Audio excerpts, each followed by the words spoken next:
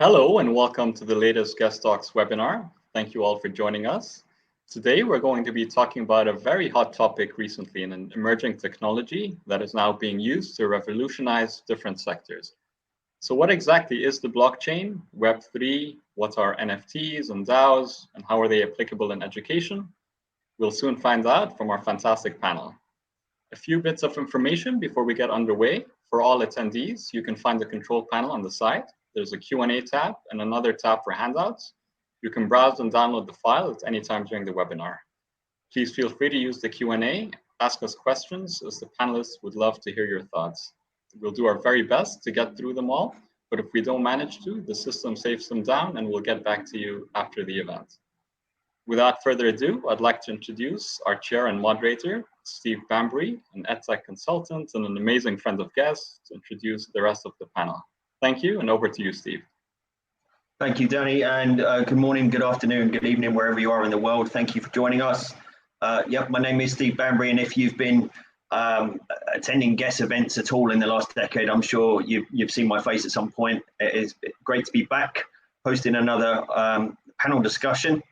And it's about a topic that has become, well, my entire life in the last year, to be honest. And I have collated this all-star lineup of guests to come and talk to you today about Web3, about blockchain, NFTs, all of this stuff and how it all converges. So I want to just take a moment to do a round and let everybody introduce themselves. I know that we've got, as I said, an all-star cast here, and they could probably talk for an hour straight just about their own individual accomplishments. So I will ask guys if you try and keep it as succinct as possible. And ladies first, so we will start with you, Maria. Galanis, because I know how to pronounce your surname. Perfect. Thank you, Steve. Thanks so much. Hello, everyone. I'm so excited to be here. My name is Maria Galanis. I'm a K-8 innovation specialist right outside of Chicago. I've been in a role with educational technology for several years. It's evolved throughout the years. Always have been interested in meaningful integration of innovative technologies, and that has led me through this new journey with Web3. And so I'm so excited to be here with you all. That's great. Thank you for being here, Maria. I think you and I originally connected through Jamie Donnelly in the VR space. So it's really nice to actually have you on an event with me for the first time ever. It's the first time. I think we've maybe been in virtual events before, but maybe not in a, well, I say this is still a virtual event, but we've been in VR events before, but not in over a video call. Next up, we've got Michael Cohen. Michael, aka the Tech Rabbi, very well known on the ed tech scene for a number of years, fellow Apple Distinguished Educator. Michael, over to you to tell everybody a little bit about yourself. Well, thank you, Steve. It's I was reminiscing those awesome moments in 2015 when we became Apple Distinguished Educators together. So good morning to everyone from where I'm at. I'm based in Miami right now, and I've been in the education technology space for a little over a decade now, focused on emerging technologies, entrepreneurship, design, and really focused on creative output. How do we upskill students and the teachers that teach them? How do we maximize those creative skills? And I see Web3 right now. Spent the past about 8 months really immersed deeply in the space, trying to figure out ways to look at the core ethos of what Web3 is doing, besides for the fancy tech and the techno jargon and babble, that there are really fundamental elements that have existed time immortal that Web3 is really enhancing, and we need to focus on those skill building elements for our teachers and for our students. I'm really excited for today. Fantastic. And Michael, I think you and I originally connected through Saba Kidwai, who I know last year when I was chatting with her, and she said, why am I not shocked that you're already down this rabbit hole with Web3 and NFT, Steve? And I think she mentioned that you were journeying down that same rabbit hole as well. Now, I'm going to pass over next to Karl Morris. Now, Karl, I know you're having maybe a few tech issues here. Are we all good? Can you hear us okay? Yeah, I think so. I just couldn't hear Michael then on the last one, so I just refreshed the page. Okay, all right. No worries. Well, Karl, over to you if you want to introduce yourself. Yeah, hi, so I'm Karl, excited to be here. I run Carfax Education's boarding school here in the UK, and our tuition team globally. We have an office in the UAE as well. And we're moving into this kind of blockchain space with an online school that will be backed by blockchain, and we'll have our own token. And so it's a space that we've become very interested in. I'm personally interested in it. So yeah, very excited for the conversation today.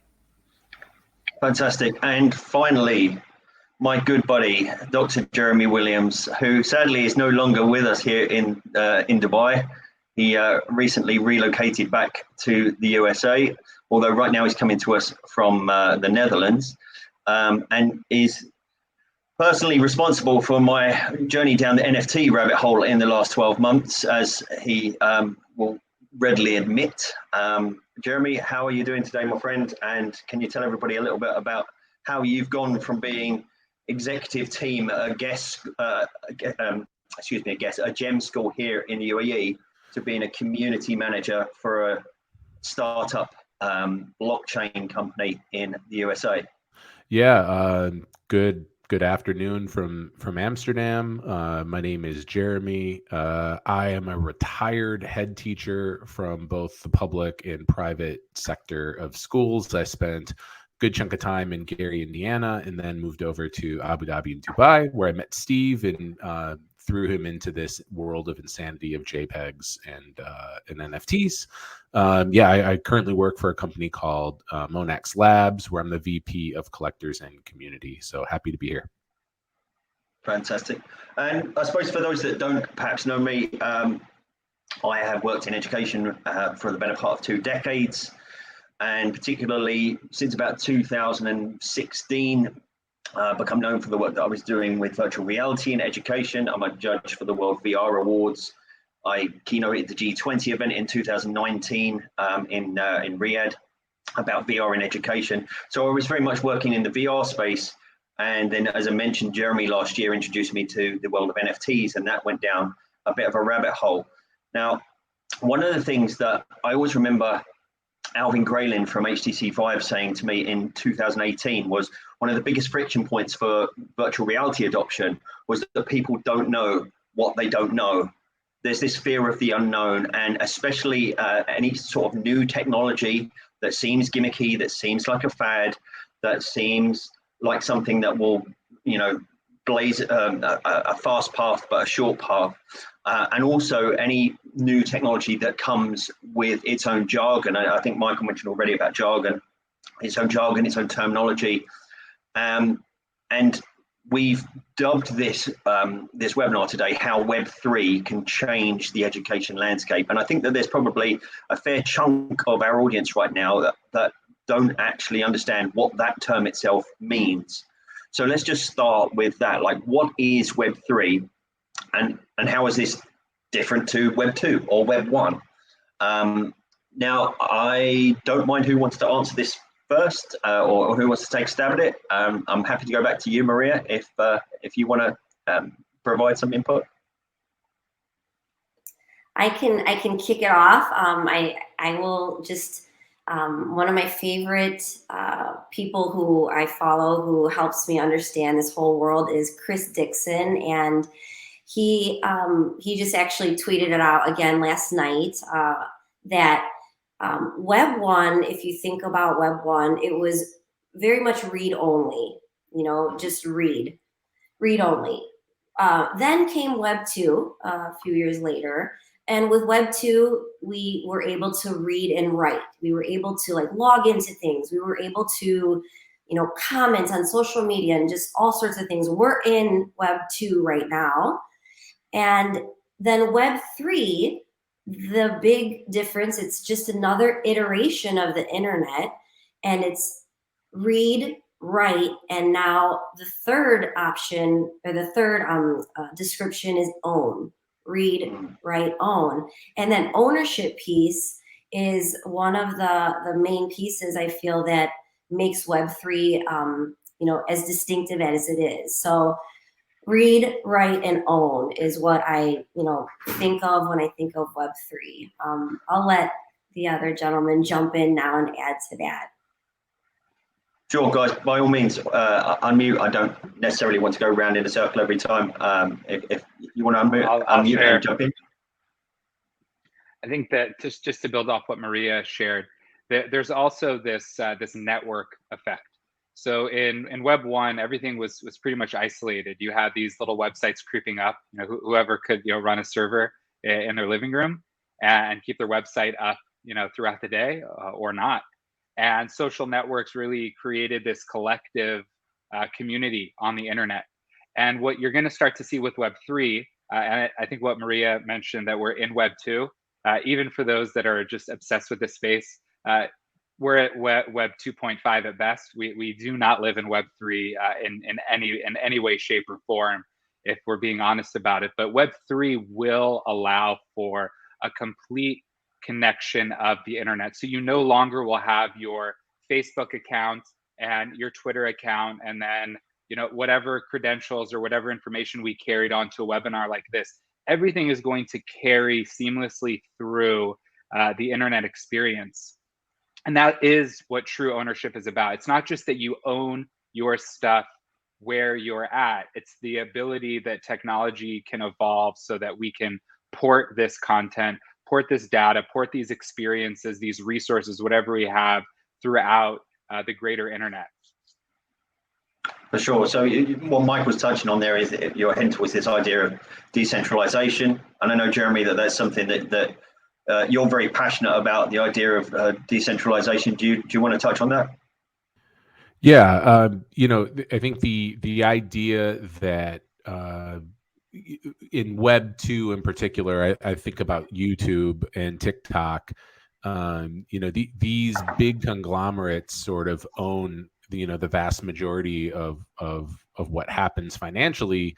And I think one of the really interesting ways to sort of look at Web 3 is to look at the meme economy, which is, when a TikTok meme goes viral, the people who profit, vast majority of that profit are the Web 2 companies, these big, social media platforms. And I think what we're going to see is you're still going to need to have a Web 2 presence. You're still going to need to have community and people who want your content. But the Doge meme, that's been decentralized into a DAO, and the actual original Doge that was used in Dogecoin has been turned into like a full meme economy. And so the idea of sort of taking ownership back, and like, instead of being like a very passive digester of content, to be an owner, a co-owner, a member of a community, it's a very different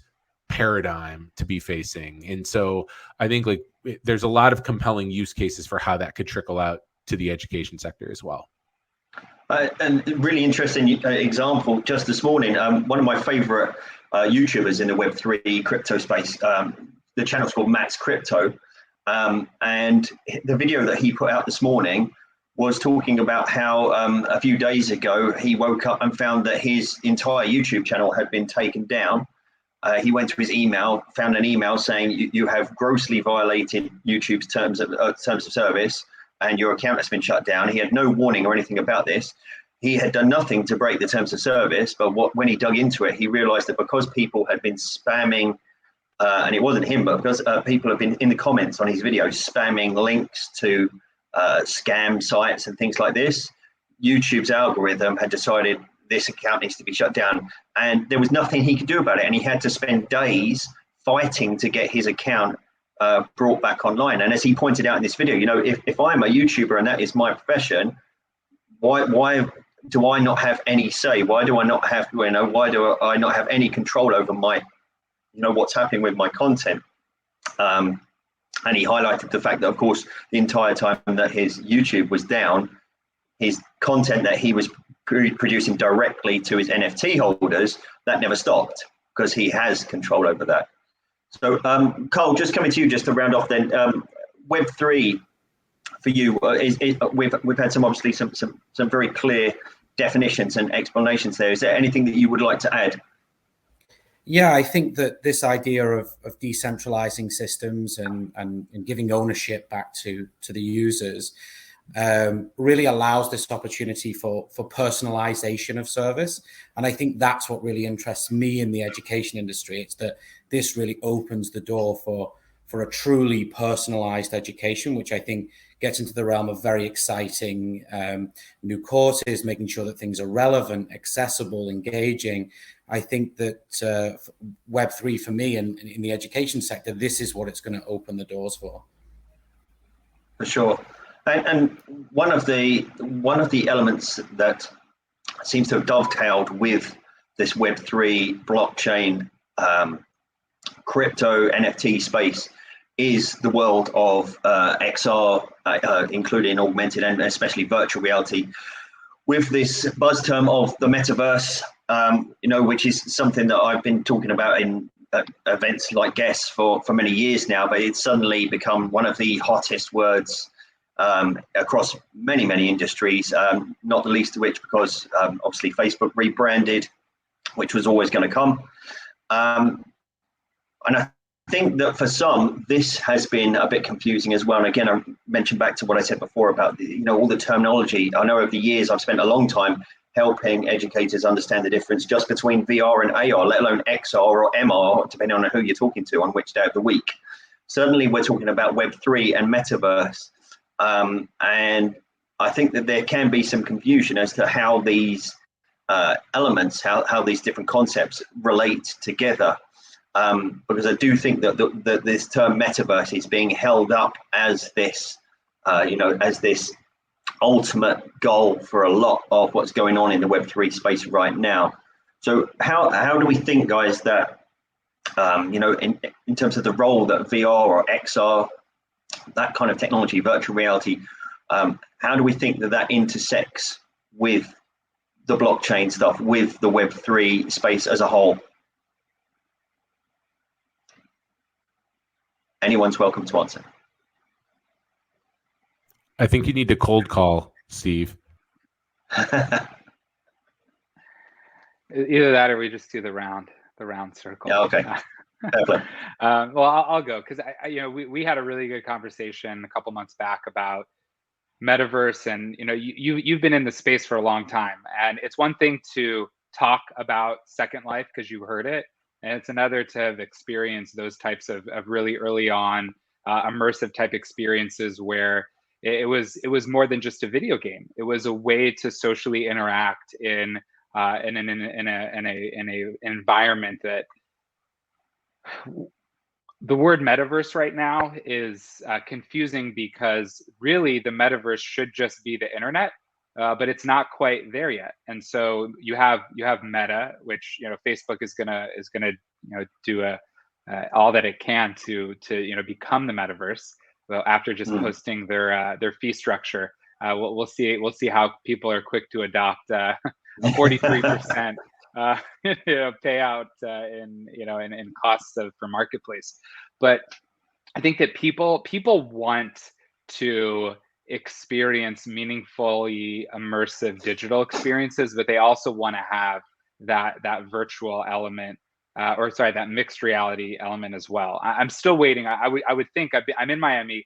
They claim that this is the hotbed right now for crypto and for NFTs. The conferences that I've been to so far, I haven't really seen anything too spectacular when looking at ways to immerse that digital into the real life landscape. But you will start to see things like that. You'll start to see, famous tourist spots. You're going to see events, music events, sporting events, different things like that. Really start to connect with a lot of this Web3 stuff. You're seeing it a little bit, but it's not quite enough. And so then it just becomes either novel or confusing for people. I think like the Coinbase Super Bowl commercial, for example, what is happening? I think most people are just nostalgic of the old, hey, the DVD player's not working. The younger generation had no appreciation for such a moment, but it's this process of trying to push it into the mainstream that is still sorely lacking. And so until you see that, you're just going to have these novel little microcosm experiences, like things that we nerd out on, and many times just leave the average person more confused than ever. Yeah, for sure. They're little silos of innovation, but typically that does tend to be how new tech evolves with early adopters, playing with the shiny new toys, whilst the legwork is being done in the background. Maria, you're somebody else that I know that you've worked with Immersive Tech for a number of years now. Where do you see this intersection leading us? So, I think, like Michael was saying, I think this is, I'm definitely not seeing, I don't think it's there yet, but I do know that it's lacking. And I think that's one thing that kind of was the flame that wanted me to learn more about Web3 and all this, because I attended a conference during the pandemic.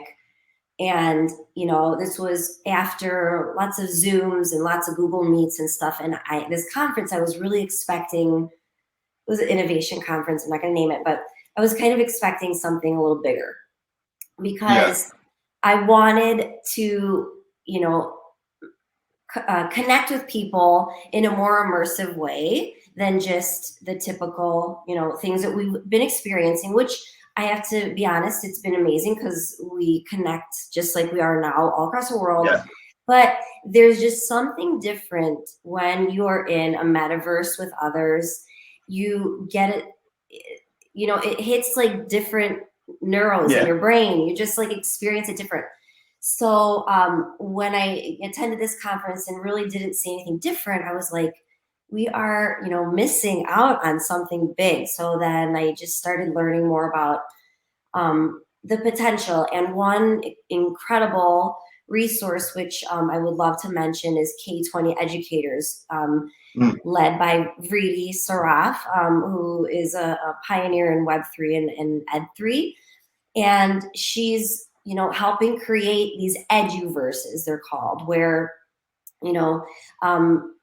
they're these metaverse experiences where people can connect. And, hopefully with the blockchain technology, hopefully we could learn and earn through like micro credentials and NFTs, and learn how to trade content with one another.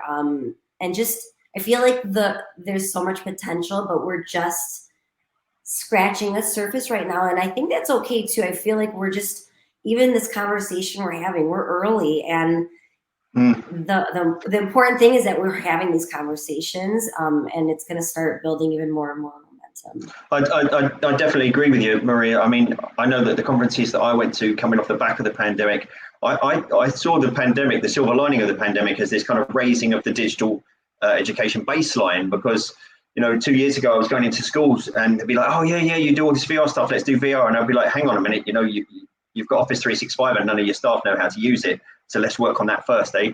Or you've got Google apps and you don't know how to use that, or you've got iPads and they're all sitting in a cupboard. And the pandemic and the remote learning forced everybody to raise their digital baseline. And I saw schools start to look towards more innovative things and, so we can do this now, so what's next? But then I do think that, I echo what you said, that having been to some conferences since, that it seems like some people have gone 2 steps forwards and now 1 or 2 steps backwards again, and settled back into older routines, which unfortunately is quite often the way in education, because it's path of least resistance. Karl, as somebody that's working full, so Karl, correct me if I'm wrong, sorry, you work full time in the school that you're part of, yeah? Yeah. So what have you seen in terms of, I mean, I'm happy for you to talk about the question before about the role of VR and XR and intersection with Web3, but what have you seen from your personal experience in terms of, the drive towards these new technologies? Well, I think education as an industry is always incredibly slow to move. It's got a huge amount of inertia behind it, partly because it's so important. We're afraid that we'll get it wrong.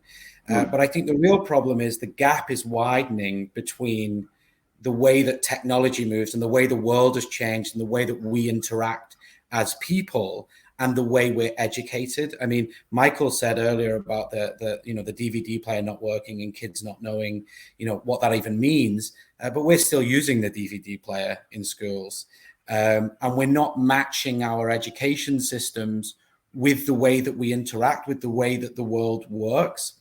And I've always felt that because of this massive amount of inertia, because of this difficulty to change, we kind of put bells and whistles on education. On the core system is basically the same as it's always been, but we add these kind of fun little things. I mean, VR is incredible, and we use it quite a lot in our school. I mean, the difference between being able to teach DNA on a whiteboard and being able to stand inside of DNA and pull apart the code on, you know, the difference in understanding is enormous, and you accelerate this way of learning. But I think, you know, now knowledge is so easy to access. The question isn't how do we memorize this information, which is kind of what our standardized system is designed to do. It's more, what's the right question to ask? It's the exact thing you said earlier about we don't know what we don't know. So we have to teach students how to understand the way that they think. And I think all of these tools are just that. They're tools for educators to use. The metaverse doesn't mean that every single student will access the entirety of their education through the metaverse.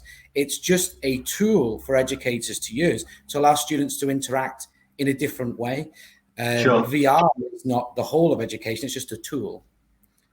And as you said, Karl, like there's a discrepancy between what's going on in the classrooms and what's going on in these kids' lives. You know, schools might not be using VR in their school, but the kids have got VR headsets at home.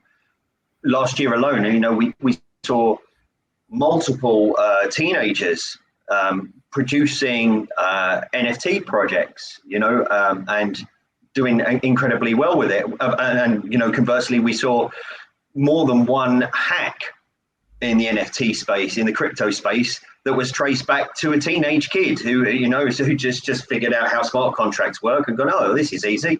I'll take $100 million from here or something. You know, this technology isn't alien to them. This is, you know, something that they, you know, to kind of put it somewhat facetiously, they see the Matrix. You know, they see this stuff and they get it. They've grown up on Roblox and Minecraft and Fortnite, and they understand the idea of the metaverse, and they understand the power of VR, and they are the ones that are coming through in 10 years time into the workplace. Jeremy, you're obviously I know that your experience with VR itself is somewhat limited, but the company that you're working for now, Monax, with Aspen, obviously you're heavily focused on NFTs, but and smart contracts and that kind of blockchain side of things. But how does your company look at this concept of the metaverse? Is this something that they're just kind of stuck a pin in, or is this something that is very much on your roadmap? Yeah, I mean, I think you just nailed what I would have said, which was, you know, my kids have been in Minecraft and Roblox for years. So this is not a new idea. Like an open world in the metaverse is not new, and VR is not new. What's new is the ownership of these in-game assets. That's the piece of it that's new. When my kids play Fortnite and they get sick of that game, there's no way for me to cash out all that money that I've spent on them in one game and use interoperability to let them move it to another game.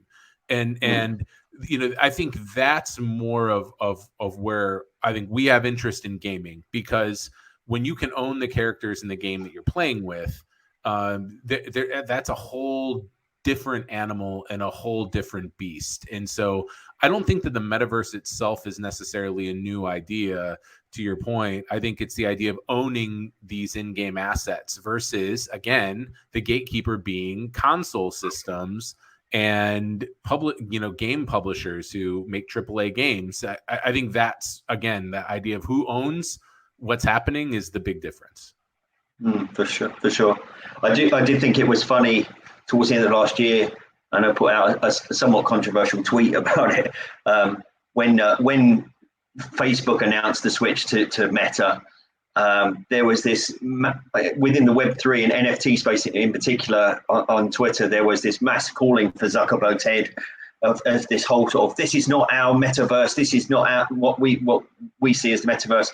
And, you know, I'm no Zuckerberg fanboy, and I'm not a huge fan of Facebook, But I do appreciate the fact that in 2013, Mark Zuckerberg was at Stanford with Jeremy Linson researching VR and the capabilities of VR, which led him on a path to buy an Oculus and has led him on the path to where he's at now. This wasn't a decision that he made 6 months ago because he thought this was the next hot thing.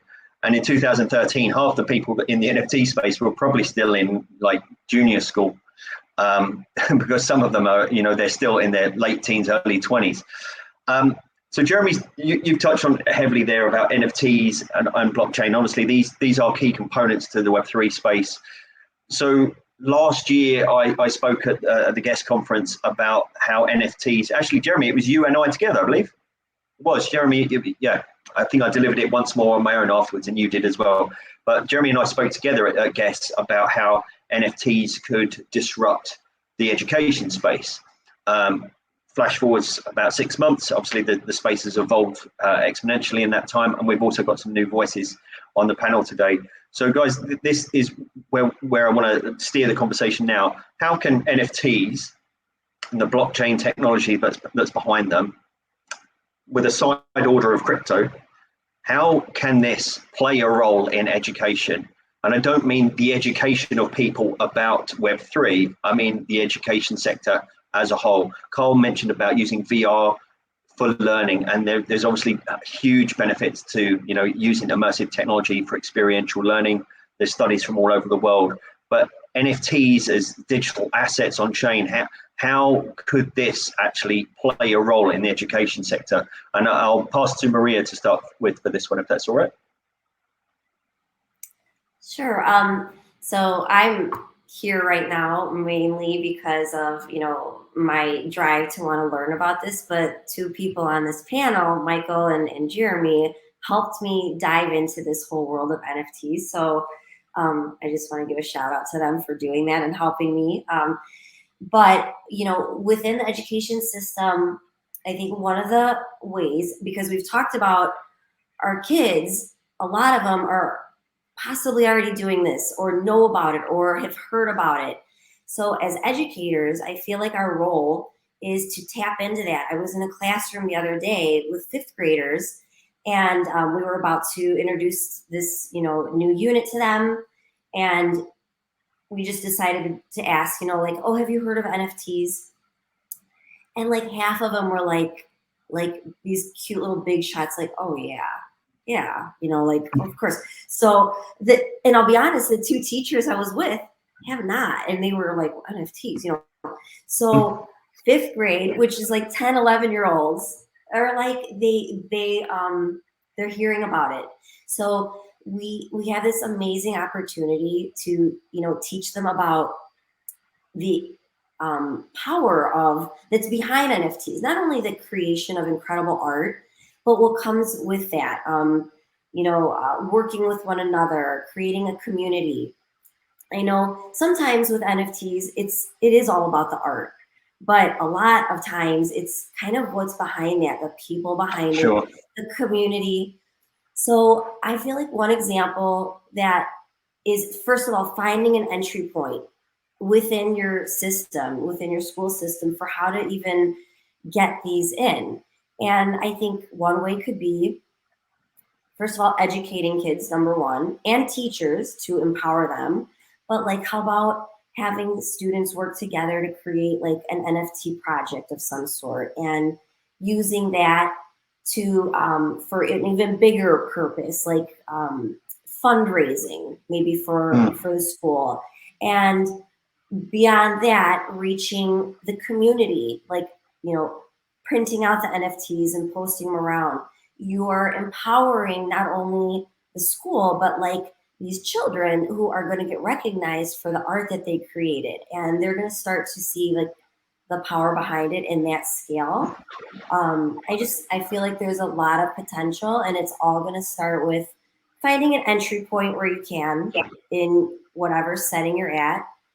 And I keep saying it, but educating first and then going from there to see where it can lead. That's.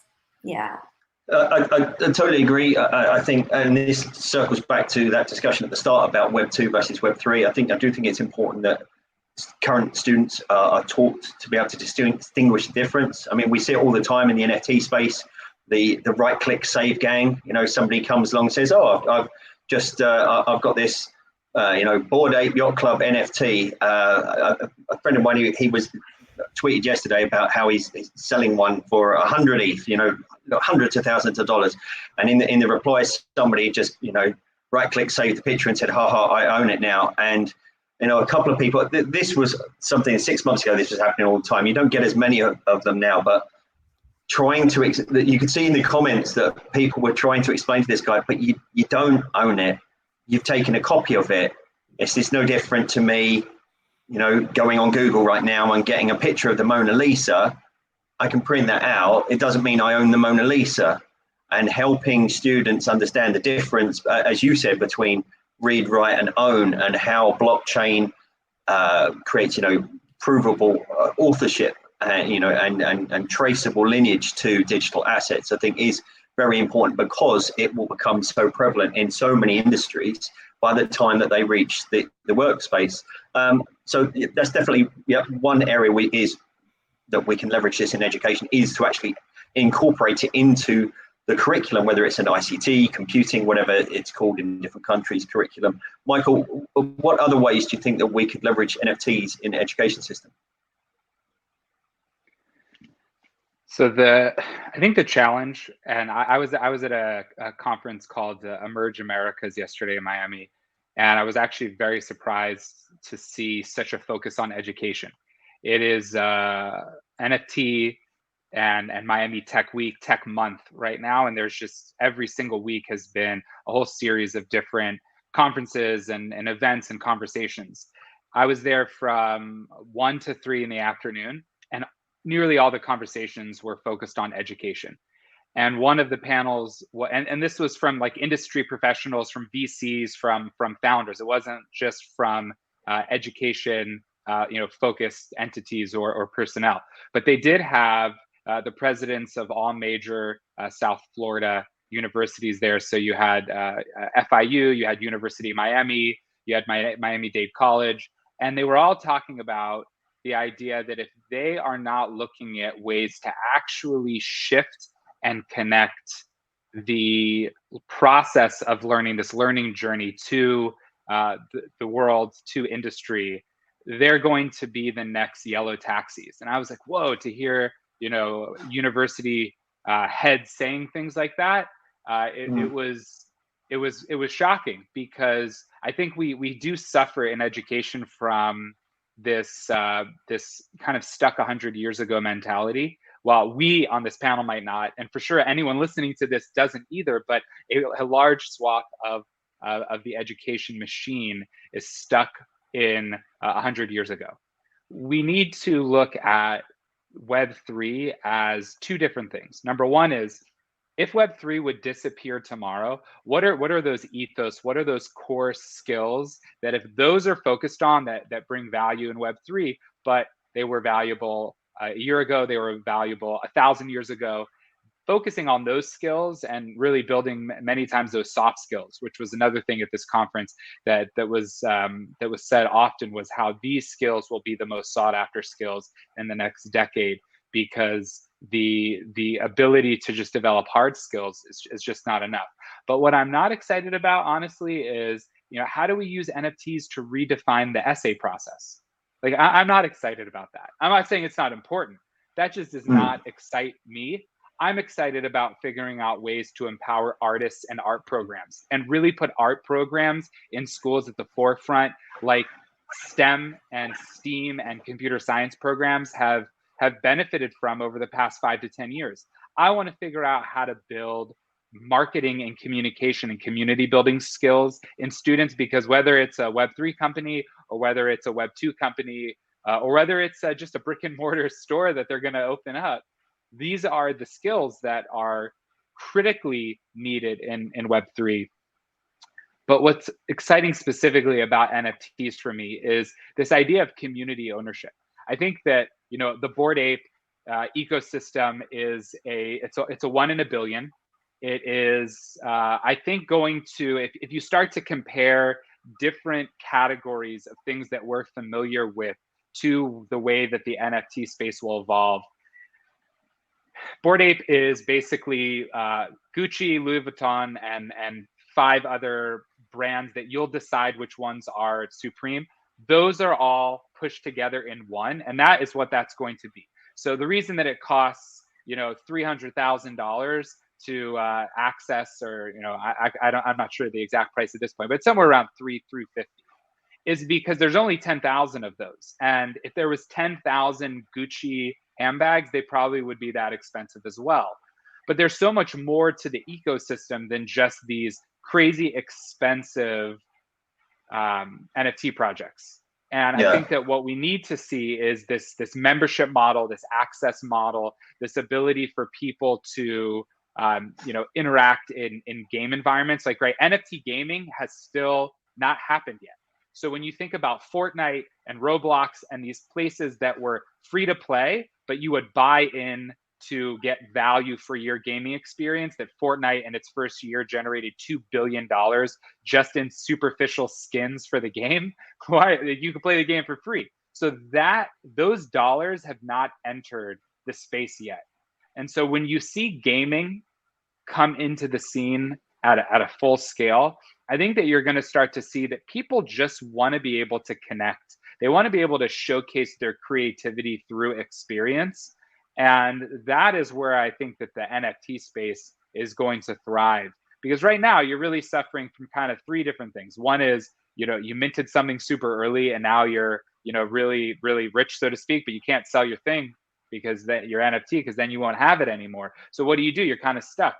And then there's the pump and dump kind of like, well, I bought this thing because I don't know how to research. I don't know how to, pause and reflect and be thoughtful. So I think those types of skills need to be focused on times 10 in schools, so that people aren't just like connecting wallets and transferring and adding and not reading. Like, we don't read the terms of service in Web 2, but you have to read the signature that you're signing in Web 3. Like, we can't run that behavior anymore. So there's a lot in this space that is opportunistic, but I think it's about looking at the core fundamental skills that are going to get young people and adults as well. Like, the teachers need this as well to function in this environment, regardless of the environment. These are just like really important skills to have, because we all agree that the internet isn't going away.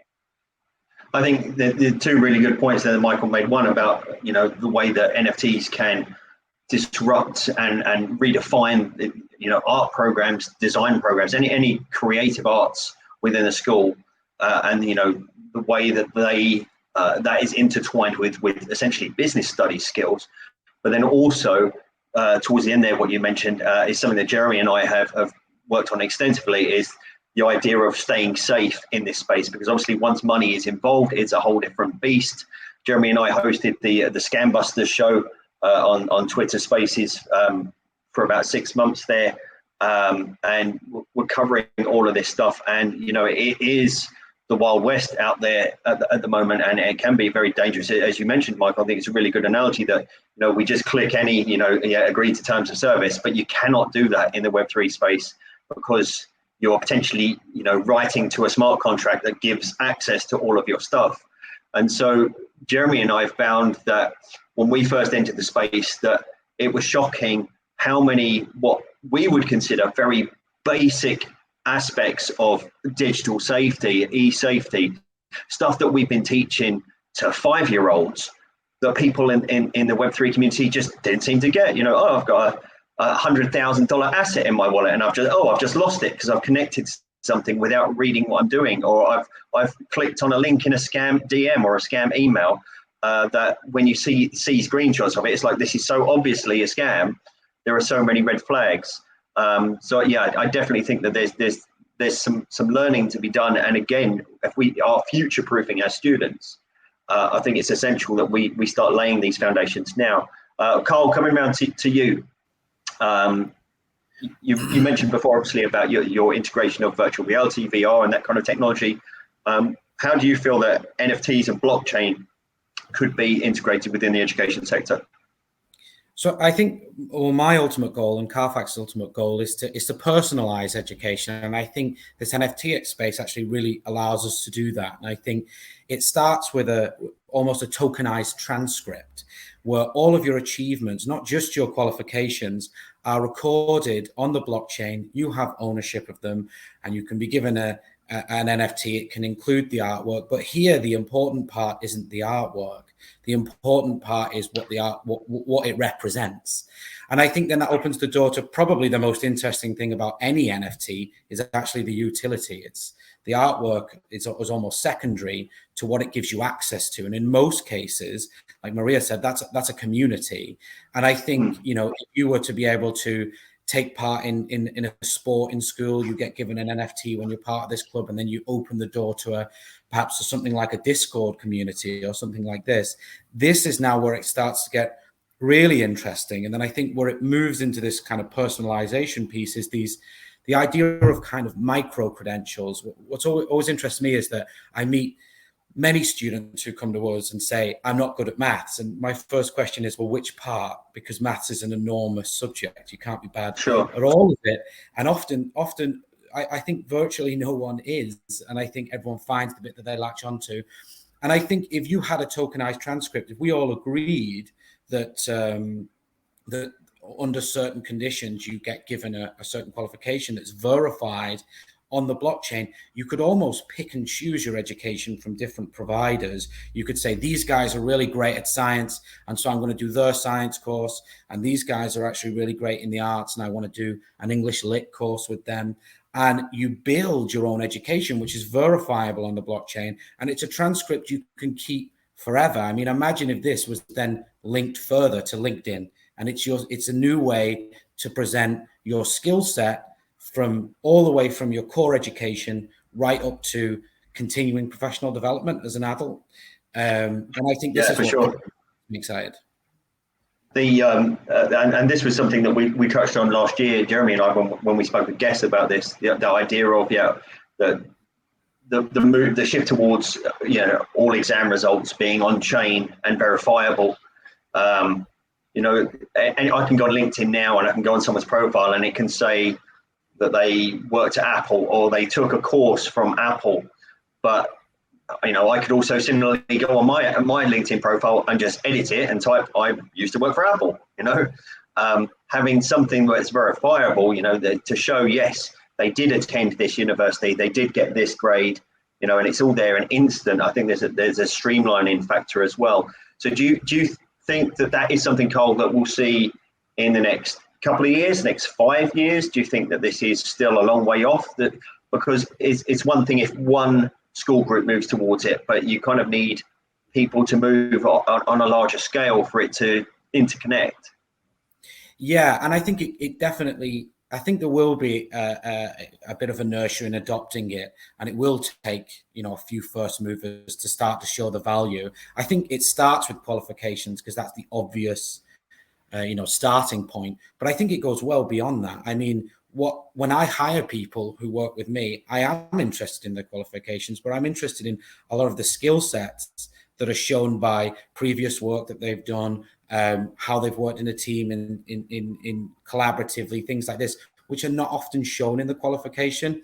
And I think it will take some time, but essentially the education market should be governed by the employment market. And I think we're seeing, there was a recent report that said that 70% of employers really don't give much thought to the qualifications that are displayed on a CV. So how else are they deciding? And I think once we start to realize that you can have this story of a person's skill set, which can be updated all the way through to employment, and employers find it useful, and that's what people who use this method then get the best jobs. I think then we'll start to see the education industry move with it.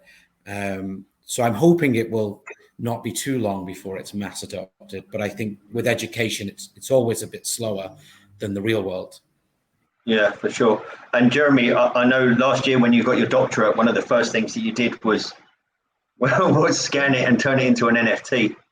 Do you want to bring us home on this final question then?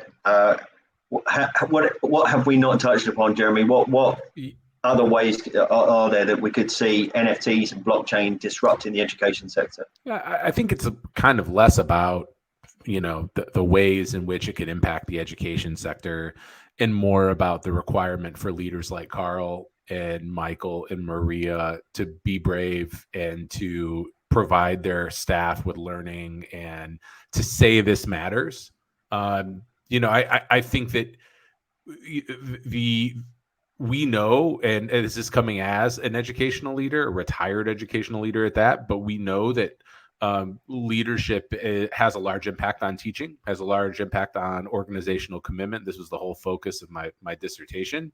And so I think the elephant in the room is it takes strong leaders like Karl to say this matters and we want to have a focus here, and to set that sort of tone. Or when a teacher comes to Karl and says, hey, I'm really passionate about this thing and I think it matters, like, it takes a really special leader to have that conversation if they don't know, and to be open to that. And I really think that that's the lever. Bad leadership is what's killing teachers in the field. And so if people are like Karl, I think that this thing will move, and it'll move quickly. And if people aren't, there's a lot of competition.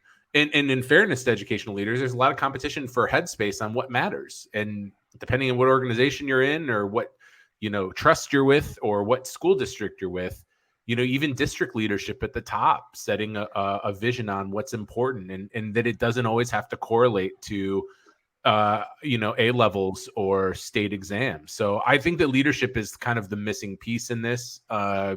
We're surrounded by people on this call that are brave and courageous, innovative leaders, and that's what I think is going to be most required here. I'd say that's a great final comment to end on. Let's just go around the table one last time. Just has anybody got any great recommendations for sources of additional sources of professional development in this field, in the around the themes of Web3, blockchain, NFTs, Metaverse? Maria, let's just start with you. Just quickly, any Twitter accounts that you recommend? I think you mentioned one guy already. Twitter accounts or any other resources that you would highly recommend? Yeah, I think educating yourselves and education in all of this is number one. Without that, we're not going to be able to bring this into our school settings at some level. So I think that's crucial. I would suggest K20 Educators newsletter is incredible, a wealth of information for everything Web3, whether from like blockchain to NFTs to Metaverse and beyond. And then Michael and Jeremy, and we're all a part of this DAO organization called Ed3 DAO, which will become public soon. But for now, if anyone is interested, they could join the Ed3 Educators, follow them on Twitter. We have a Discord, and it's all educators trying to help one another strengthen their skills in Web3 and to see how this can leverage education. So Ed3 Educators, K20 Educators, and follow us on Twitter too. I've shared, I think, a document. You can find that in the handouts too, with a bunch of helpful links. Yeah, I can see that there. Ed3 DAO links you shared in the handouts. Yeah. Michael, do you want to add any particular alpha? So yeah, well, I said earlier, I came on here because I was expecting you and Jeremy to deliver the alpha, but I would say everything that Maria just shared, 100%. Please, for those that are listening live and on the recording, connect with us. My DMs are open if you're not yet ready to venture into the public Twitter sphere and start asking questions. The Ed3 DAO will be moving into certification development in spring. And so we will be developing a Web3 certification that will touch on DeFi, blockchain, NFTs and smart contracts, and just overall, Web3 and DeFi, which is decentralized finance literacy. So definitely connect with the Ed3 DAO Twitter handle so that you can be up to date with that. I would say check out one of my lists on Twitter, which is how to survive an NFT apocalypse. All those people that are on that list are people that I follow. And anytime I see something that is too good to be true, I automatically go right to those handles to make sure that I am not getting sucked into any FOMO, fear of missing out, decision making. So I think it's finding those people online that you connect with and learn from on a big level, but know that there are educators like us, and there are other educators out there in the space that can have one-on-one conversations and can walk you through a struggle with your crypto, with your NFT wallet, whatever it is. But we're all learning together. For sure. Karl?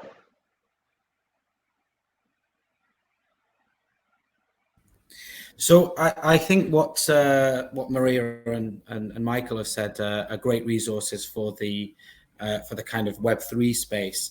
But like Jeremy said, it takes inspiring leaders and people who are willing to think outside the box and actually push these things forward. And someone that's always inspired me is Ken Robinson, who I'm sure people know of. And I think his book Creative Schools has some fantastic examples of where teachers have just kind of gone and done their own thing and the massive impact it's had on schools. So I'd highly recommend for anyone thinking about needing a bit of inspiration to be brave and move into a new space, to go and read that. And Jeremy? You're just going to say follow me, aren't you? No, yeah. You get all your alpha from Desert Minter. Follow him. He will help you mint CryptoFunks and give you all the good things. No, I would say the one person, like if I was going to say one person to get learning from, I think the very best is at DCL Blogger. I think he does the best job of sort of explaining where NFTs are today versus where NFTs will go in the future. And so that would be my pick to click. And sorry, no alpha to drop today. I am way too jet lagged and tired to give you something sharp and witty right now. My personal shout out. I don't know if I can stick a link into the Q&A there. Maybe I can. But I would personally. Oh, I can. Yeah. I would shout out to Zeneca. Really great guy. And a great example in the space, coming back to something that we were talking about before about tokenized access. So because I have a Zen Academy NFT from Zeneca, I have access to his private server, and I get access to a lot of great content in there. But Zeneca, he recently flew over to Dubai. It was a couple of months ago. He flew over to Dubai and recorded a whole course, like an introduction to the NFT space and the Web3 space with NAS Academy. Some of you may be familiar with NAS Academy, based out of Emirates Towers. I put a direct link to his tweet in the Q&A there as well. So that course from him is available now from NAS Academy, and 25% of the proceeds from the course are going to support the effort in Ukraine as well. So really great guy, very, very knowledgeable, very, very trustworthy guy. And I've not completed the course myself, because I think that the level that it's pitched at is kind of is probably below the level that I am operating at now. But all of the feedback that I've seen from that course has been exceptional. So do check that out as a particular point of reference. Danny, I can see that you've jumped in. We're bang on 5 o'clock according to my little clock. I've seen hundreds of questions coming in, to be honest, and we just haven't had an opportunity to even look at them. Danny, have you got any questions that you want us to try and tackle now, or are we going to try and tackle them offline or something? I don't know.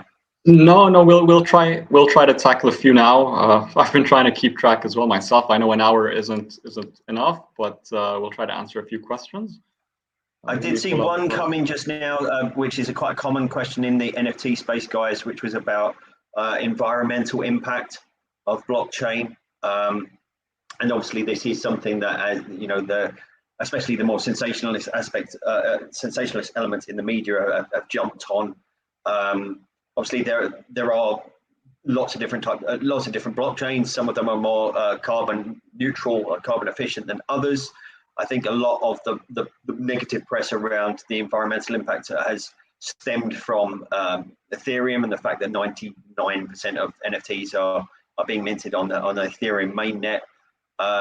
I'd say the short answer to that question is that this year we're looking at the move to Ethereum 2.0, and at that point the impact in terms of the impact on the environment is going to be massively alleviated. I won't go into the technical side of it, but that is something that you could Google if you were worried about that, concerned about that in any way. Danny, what other questions have you spotted that might be worth throwing at the panel quickly?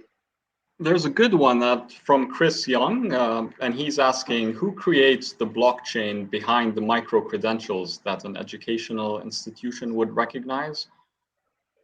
So, I mean, are there different blockchains that, any particular ones that you Who creates, say that again, sorry? Who creates the blockchain behind the micro-credentials that an education institution would recognize? I mean, would that just be on the Ethereum or the smart contracts? I assume he's asking on which blockchains does that. It might be helpful, Danny, to break down some terminology here. So what an NFT is it's a file or collection of files that's attached to a specific token, which is attached to a specific blockchain. So the blockchain is like the highway, and there are a copious amounts of blockchains that can be used. To Steve's point, some are more environmentally friendly. Some are built off of Ethereum and are what we would call layer 2 versions of Ethereum, which means that the transaction fees are lower and they're better on the environment. Others are built off of Bitcoin, like Stacks, and others are totally independent. So there's side chains and all of these things. So the blockchain is just the highway in which the car runs. But the NFT itself is a file or a group of files attached to a specific individual token, which makes it provably unique, which is then attached to a specific blockchain. Perfect. Thank you, Jeremy. And I know you wanted to answer this next one from Mazen, who was asking, first of all, he thanked you all for sharing the knowledge. He's saying very insightful. A quick comment. You mentioned that we own data in Web3 and that YouTube won't be able to shut us down. OpenSea has blocked artists because of where their IP addresses originate. Major crypto exchanges have closed and frozen assets and native wallets of users because of the country they originate from. So he's saying that eventually everything would basically have to be regulated and not really decentralized. What do you think of that, Jeremy, and everyone? What I wanted to say to this was, I think that's a really, really good point. Like sometimes this jargon becomes really buzzwordish and we need to pull it back a little bit. And I think this is a good example, right? So OpenSea, the leading NFT marketplace, has had on several occasions DMCAs thrown at them, which are essentially when someone has claimed copyright infringement and requested that a specific collection be pulled down. So I think that my short answer would be that I think white labeled self-owned NFT marketplaces for content creators is probably going to be the way that it goes. It's going to be Danny's own NFT marketplace, and he, or she, whoever is creating, is going to be able to create sort of with a developer kit that is totally independent of any entity. I think that's the long-term way that it's going to go. But to Mazen's point, like let's be clear, people don't get crypto yet. I don't know what the percentage is of people who actually own cryptocurrency in the US or the world is. So there's a lot of barriers to this. Like there is no, Web3 utopia here, and another good point that Mazen makes is that we need to get, the next 500,000 users into the NFT space. And so that's the product that I'm focused on working on right now with Aspen. It's how do we get the next, set of traders in, and it's a really complex question. So I just thought that was Mazen should probably be on this panel because that was a really thoughtful point, and I really appreciated it. I wanted to just add one thing on that. These are centralized entities. While we talk about decentralization, we're not yet there at any level. And so you have to have centralized locations just to make the process run a little bit smoother. If you would try to manage and interact in a truly decentralized manner, so you would have your crypto wallet, you would connect with someone, you know, through some sort of messaging, and then you would make the decision to transfer your asset to them, and then they would transfer to you. So that trust is not there. You do have pseudo swap as one example of a sort of an escrow type platform where you can lock up both assets, and then once both assets are verified, then they are sent to the opposing party. The problem is that people that barely understand how to use the internet are trying to use pseudo swap, and they're getting bad links, fish links, and they're ending up basically sending not only that NFT or that crypto, but they're actually giving full access to their wallet, and they're getting liquidated. So we need those centralized elements there, but we should understand that those centralized elements do not, even when we say that it just takes down access to that NFT project from their marketplace. They're not able to go to the smart contract of that NFT project and actually do anything to it, while YouTube can actually say, all those videos that you have uploaded over the past decade, well, they're mine now. Bye. Like, they can literally do that. So we have centralized elements in Web3 because we're not ready yet. But hopefully we figure out ways, like Jeremy said, where we're creating white label type, like WordPress for Web3 type, type elements. Brilliant, thank you, Michael. And we had a really nice comment and question from Sunil as well. He's saying, enjoying this webinar. Should educators start with awareness programs? If yes, should they just talk about blockchain to start off with? Which leads us to, again, resources that you can share. Perhaps maybe later we can connect Sunil with some resources that you can recommend about awareness programs. I know, Steve and Jeremy, you run the Scam Busters as well, which could be good for everyone to know about. So yeah, I see, Maria, you'd like to add something on that? Yeah, a wonderful resource that covers everything, pretty much Web3. If anybody would like to check out, is called odysseydao.com. I could throw the link in somewhere if you want, but they have an entire section where you can learn and choose your own learning path. Just intro to Web3, NFTs, DeFi, DAOs, breaking down Web3, all of that stuff. So I would highly recommend that. It's called odysseydao.com. Perfect. We'll definitely share that with Sunil after the webinar. And then I know we're running out of time. Maybe one final question. We've had many interesting ones.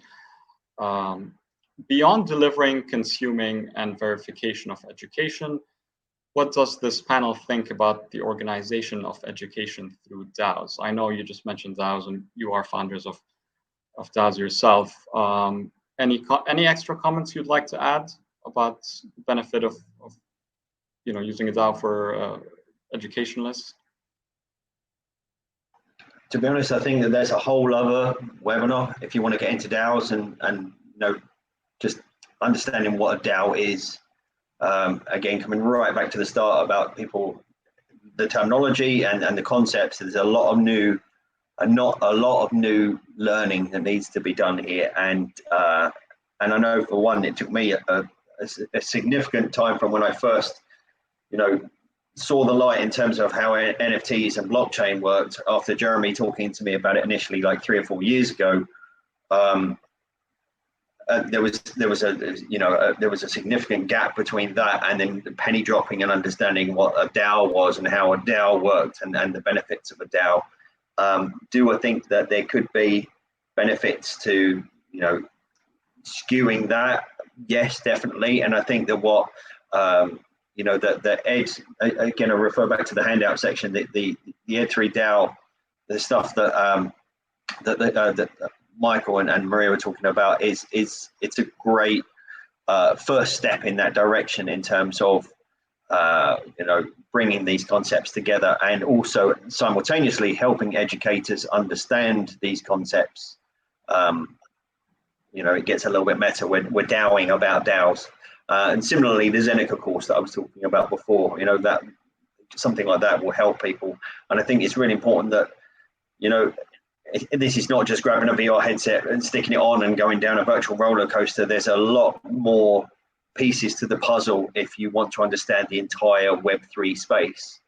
Think back to if you're old enough to before the internet, and the first time somebody said to you, this is the internet, or the first time somebody said, have you seen this thing called Facebook or MySpace even, and trying to get your head around not just the basics of how it worked, not just the NFT profile picture, but the technology that's going on behind it, and being able to understand that fully and then understanding how to leverage that within the education sector. Perfect. We'll definitely need another follow-up webinar, like you said, maybe a few, not just one. But that you mentioned the internet, Steve, and one final comment, a question from our very own Barney Atkins from our team. He's asking, hello, where is the Web3 space in relation to the internet boom? Because you mentioned the internet as well. Is it too late for people or teachers in general to break in, or have we missed the boat? Obviously. I'll leave it to you to answer. But I was talking to Michael earlier during the tech checks, and he said currently we're at, I think, if you compare it to Windows, we're at Windows 98 or something like that. Yeah, I think a lot about my own experience with the internet and using the first video conferencing system where we're running the video through the 14K modem and the phone through the phone line, and like the delay and disconnect, but feeling like I lived in the future. We're definitely super early.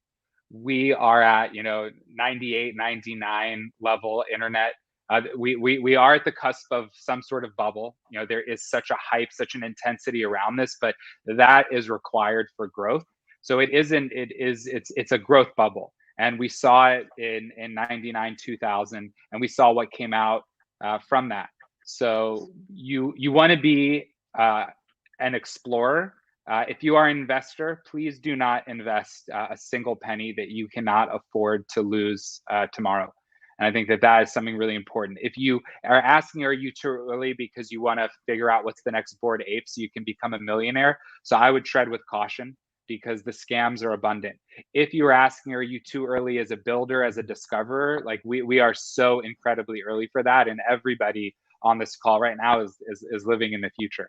So we're all in this, and we're early, and we're all going to make it. I think to echo what Mike was saying, if you're interested in the space and you haven't dabbled yet, it has become kind of almost a joke a year on, where people are still saying, we're very early, but we are very early on the timeline of a revolution in terms of the way that we engage with the web, the internet, everything online, our digital lives. Don't go chasing unicorns because you won't catch one, or you're very unlikely to catch one, and you potentially lose a lot of money in the process. But in the meantime, go and set up a wallet. Go and find a free or a cheap NFT. Go and understand what gas is and why you're paying money to buy something on top of the price of that something, and understand why that is different at 1 a.m. to 1 p.m. and on a Monday to a Tuesday. Start looking into communities that you can join and understanding the utility that different communities offer you, and explore, but explore, as Michael said, with caution, and without entering your credit card details or seed phrase anywhere.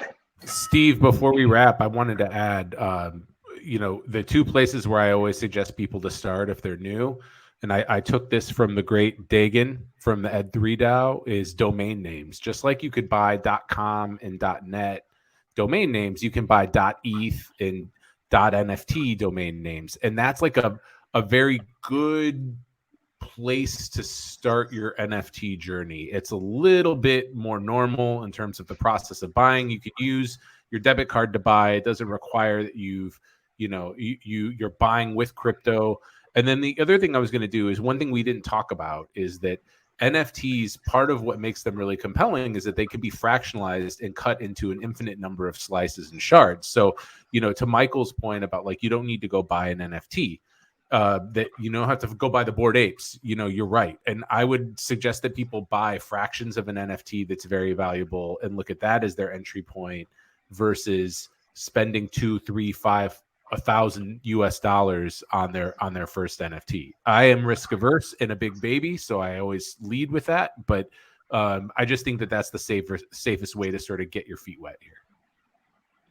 Fantastic advice. Thank you all so much. Unfortunately, we couldn't get to all the questions, but if anyone from the audience has any further questions or would like to connect with our speakers, please send an email to marketing@gesseducation.com. We'll also send you the pending questions. If anyone would like to respond to them, please send them across to us and we'll send them to the attendee. You'll also be redirected to a short survey once we end the webinar. So please tell us what you thought and if there are any topics you'd like to hear about. A massive thank you to our panel and also you, our audience. We hope that you found this discussion beneficial. And stay tuned to our social media channels and newsletter as we'll be announcing our next upcoming webinar very soon. Once again, thank you all so much. That was very insightful. Take care and bye-bye for now. Bye, everyone.